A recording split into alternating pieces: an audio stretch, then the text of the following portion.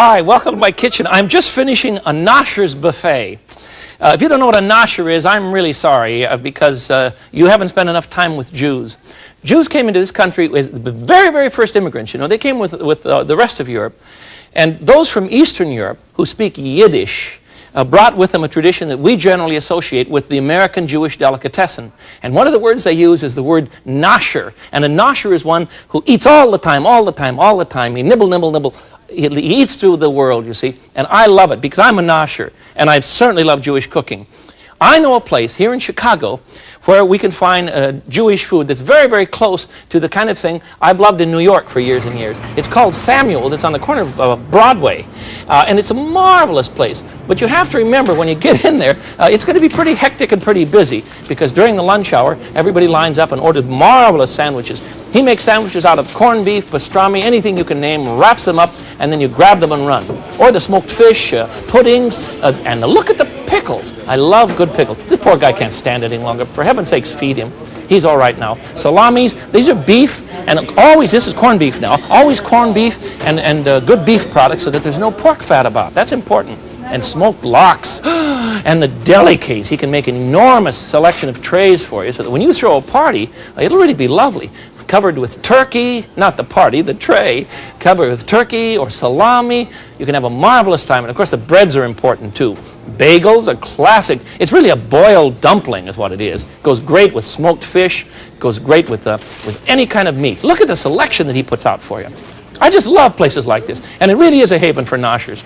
Once you get going in a spot like that, read a menu like this, and it's absolute frustration. But I love that kind of frustration, and there's no reason to give up on it. So what we're going to do now is to consider our own Nosher's buffet. I brought back with me from Samuel's a couple of sandwiches. I want you to see these. This is the same one that he was wrapping up for us. Look at the size of this rascal. Look at the meat that's in here. Let me get it out of the paper. There. That's the corned beef. And I have a pastrami sandwich that's equally as heavy with meat. You see, just beautifully made. Look at the pastrami. Gorgeous. And then I have another sandwich. This one is a triple meat sandwich. This one is made of tongue and salami and corned beef. And if you, yes, you did notice there's only half of it there. You know why? I couldn't help myself. On the way home, I lost control and dove into it right in the car. Marvelous food. The other things that we should have on our buffet, of course, would be lots of pickles, salami, bagels, matzahs, and lox, beautiful lox. This is a dry smoked salmon. It's not a hot smoke, but a cold smoke, so it's almost raw. And then finally, here's a recipe that I just won't have time to show you today, but I do want you to see what it is. This is gefilte fish. This is from Mrs. Kleiner in Tacoma. She taught me to do this dish. And it's always served with red horseradish. It's a great dish for Passover and for special festivals. It's a boiled, kind of a boiled fish ball, and it's just delicious. Just absolutely wonderful. Let me put this on our tray here of goodies. Now let's get started on what we're going to add to the tray. The first one is the glorious matzah ball. Now I admit that if you don't make these carefully, they're going to turn out like lead balls, but I want you to make matzah balls. They're very light and lovely. Into a bowl then I want to crack 2 eggs. Okay, and we add to that, if I can find a fork for whipping here, we add to that some schmaltz. Now you can't make good matzah balls without schmaltz, and schmaltz consists of chicken fat that you've rendered from the chicken that you buy in the market. In the cavity of the chicken, you'll find great chunks of fat at the southern end of the chicken. You know where that is. And to take the fat out, it will look like this. You see, little pieces of fat, and you place that in the frying pan with no oil at all, and just very gently cook it, very, very carefully, until it becomes almost crunchy and brown, and the fat is golden yellow. Don't burn it. You mustn't let this smoker burn. Now I'm going to put 2 tablespoons of this in my eggs. 2 tablespoons of chicken fat into 2 eggs. Yes, you can do this with vegetable oil. Of course you can. But I promise you, it's really not going to taste as good. On the other hand, you have to admit that chicken fat is terrible for you. But you know, a nice meatball now, a nice matzo ball now and then. Pinch of salt, and I need a couple of tablespoons of chicken soup. Now let me talk about chicken soup for a minute. That's you know, Jews claim that you can heal the whole world with chicken soup. putting 2 tablespoons of chicken soup into my mixture now, and we'll put that back to work here because it's almost time for the matzah meal. All right, now let's talk about the soup. In my kettle, I have cooked, I'm going to shut that down. I have cooked a whole batch of chicken backs and necks, or you can use whole chickens if you like, about 3 pounds, 2 quarts of water, a few carrots, some yellow onion, a whole yellow onion, about 4 stalks of celery, peppercorns, half a dozen or so, and a bit of salt. And let that cook for about 2 hours. You see all the fat? Look at that. See all the fat that's on the top? You've got to get rid of that. You know how I do it? Let me show you. First of all, I take all the bones and vegetables out of the stock, you see, and then run the stock through a fine mesh strainer so that you catch all of the little particles of chicken meat and vegetables in the strainer. Then you have a pot full of plain stock, right? What we want then is a tube, and don't tell me you don't remember this from your junior high days, because I know you do. You siphon the soup stock from the bottom of the kettle with a siphoning tube, which is lower than the pot, you see, which means you're going to wind up with very clear, nice soup, and the fat will be at the top of the pot. The other method, of course, is to put it in the refrigerator overnight and let the fat congeal, and you can take it off the next day. But I'm convinced chicken soup doesn't taste half as good the second day as it does the first when it's made fresh. So use the old plastic tube method. You can buy those in any hardware store. Okay, back to the matzo balls. I have 2 eggs in a bowl, 2 tablespoons of chicken fat, 2 tablespoons of soup stock, and exactly 1/2 teaspoon of salt. Now I want to put some matzah meal into that, and we need 1/2 cup. What is matzah meal? Well, let me show you the cracker here. Lean over everything. This is the big matzah. And this is a classic part of Jewish cuisine, of Hebrew thinking as well as cuisine, you see. And what I want to do is to take 1/2 cup of meal made by the matzah. You can buy this in any good supermarket. And you'll stir that into the mixture of egg, chicken fat, soup stock, and salt. Now you're going to say, how's he going to mix a matzo ball out of that? Look how wet that is. Well, that has to go in the refrigerator for about half an hour. And at the end of half an hour, I'll show you what you get. At the end of half an hour, it's going to be much firmer, and it'll be easy to handle. You see? You see? And nothing flat. It's very nice and firm, you see. So now we can mold some matzo balls. We need some wax paper. On our counter here so that we don't make a mess out of the whole business.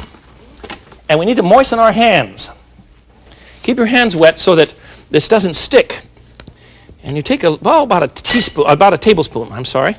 You want to get 9 or 10 of these out of the bowl here. Now I'm not going to have time to roll all of these for you. You get the idea, huh? You should get about 9 or 10 of these. You see them?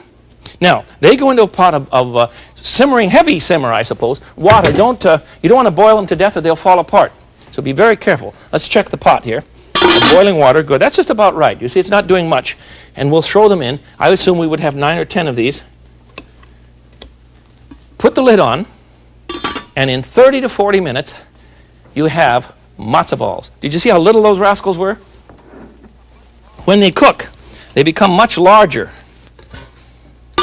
And here are my matzo balls all ready to go now. And I'm going to put them into the chicken soup. Cook them for about 5 minutes, just so they warm up, you see. Take them out of the water. You understand what I've done? Out of the water, heat them up again in the chicken soup from which you've drained the fat. And then you serve them like this. Oh, I don't even want to do any more today. I want to sit down right now. I doubt that you can eat 5 matzo balls at one sitting. Although, listen, a good nosher, any respectable nosher can eat 5 matzo balls anytime. I've done it many times. We need some parsley on the top of that.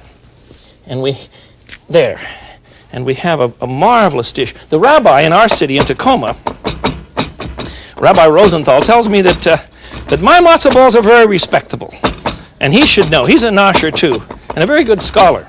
That's the best of the rabbinic tradition, isn't it? You know, Jews don't sit around and talk about history and theology. They eat it. Every food that comes to the table, particularly during Seder time, has some marvelous significance. And it's great fun to consider the meal as you consider your past. It's very important. Bowl of matzo ball soup. Are you ready for that one? I love it. All right, the second one that I want to make for you today is really kind of a disastrous thing if you're on a diet, but it's a classic cheesecake. Now, I have eaten frozen cheesecakes. So have you. I'm sorry, I just can't do it. It is not what I'm thinking of as a cheesecake at all. So this one is a good dish, and I think you're going to have fun with it. It's easy to make, but it is fattening, fattening, fattening, because there's nothing but butter and sour cream in it. 1 cup of graham cracker crumbs. Add to that 1/4 of a cup of melted butter and 1/4 of a cup of sugar. Stir that up, and you have a basic crust for the bottom of our pan. We're going to use a 9-inch ring form. You know what that is? Well, you'll find them in any hardware store or a cooking supply house. Now, once you stir this up with a fork, you see if it's still lumpy like this, then you have to work it with your fingers a bit. That's nice. Now I'll get my 9-inch ring form, or spring form, not ring form. Spring form pan is what you want. You know the gadget has a little spring on the side and it'll pop open for you when the cheesecake is done. Put the graham crackers with 1/4 cup of butter and 1/4 cup of sugar in the bottom of the pan, and just pack it down all the way around the edges. And we're ready now for our filling for a classic New York cheesecake. There is no gelatin in a New York cheesecake. Please. Please. There we go. All good Jews know that you don't put gelatin in cheesecake. Those are goy. Those are for goy. That's a Yiddish term for one who's simply not Jewish, and that covers everybody else but the Jews. You see, gelatin in cheesecake is goy. So let's put for our filling now. We want 2 eggs. I'm going to put it into a food blender here. You can use a food processor, of course, if you like. 2 eggs, 1½ cups of sour cream. This is very rich, but it's very, very good. Oh, where'd the rest of my spoons go here? We'll just use a wooden one. 1½ cups. This is a pint of sour cream, so that means it's 2 cups, and I'll just take out everything but ½ a cup. Sort of. All right, there we are. And now we're going to add to that a bit of vanilla, and that's about 2 teaspoons of good vanilla. Don't buy phony stuff now, 1, 2. If you're nervous about that kind of measuring, why, be nervous, but with a little practice you can do it too. Now we're going to austerize that for a bit, or blend it, depending on what you have here, until it really turns into a... There we go. Blend it for about a minute, will you? Okay. At the end of the minute, we're going to put in an entire pound of cream cheese. That is to say, 2 of these half